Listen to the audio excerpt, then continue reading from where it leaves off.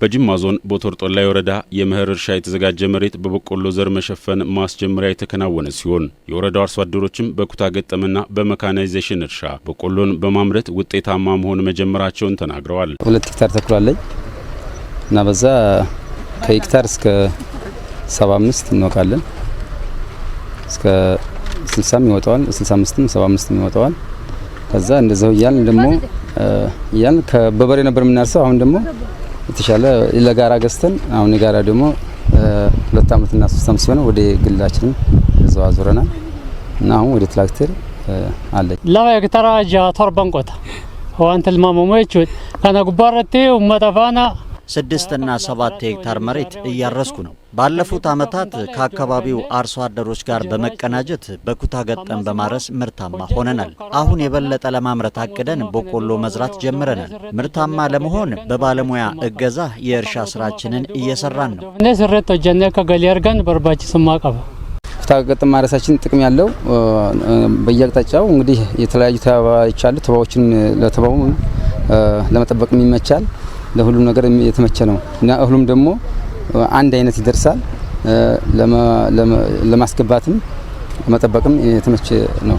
በዞኑ ለአርሶ አደሮች ቀደም ብሎ የግብርና ግብዓቶች እንዲቀርቡ በመደረጉ በዘንድሮ የመኸር እርሻ ከ882 ሄክታር በላይ መሬት ለማልማት ታቅዷል። የጅማ ዞን ምክትል አስተዳዳሪ አቶ የሱፍ ሻሩ በአጠቃላይ ከሚለማው መሬት ከ200 ሄክታር በላይ በቆሎ መሆኑን ጠቅሰዋል። ሳና ቦቶርጦላይ ረቲ ክላስተር ያማርገም ነው ለፈ ሄክታርኩም አፍሪ ድበቶ ኮፍሻንተማ ወልካን በቦቶርጦላይ ወረዳ አሁን የምንገኝበት ክላስተር 4150 ሄክታር መሬትን የሚያካልል ሲሆን ግንባር ቀደም አርሶ አደሮች በኩታ ገጠምና በመካናይዜሽን እርሻ ታግዘው ምርታማነት ለመጨመር ድጋፍና ክትትል የተደረገላቸው ማሳቸውን በበቆሎ ዘር እየሸፈኑ ነው። ይህም በጅማ ዞን መንግስት በግብርና የያዛቸውን ግቦች ማሳካት የሚያስችሉ ውጤታማ ስራ እየተሰሩ መሆኑን የሚያሳዩ ናቸው።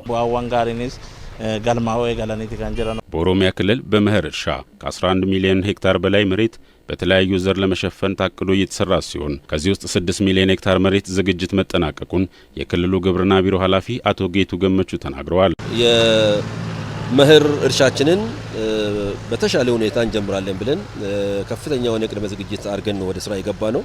የመኸር ስራችንን ስንጀምር ዘንድሮ እንደ ክልል ከ11.1 ሚሊዮን ሄክታር በላይ በተለያዩ ዘር ለመሸፈን አቅደን እየተንቀሳቀስ ነው ያለ ነው።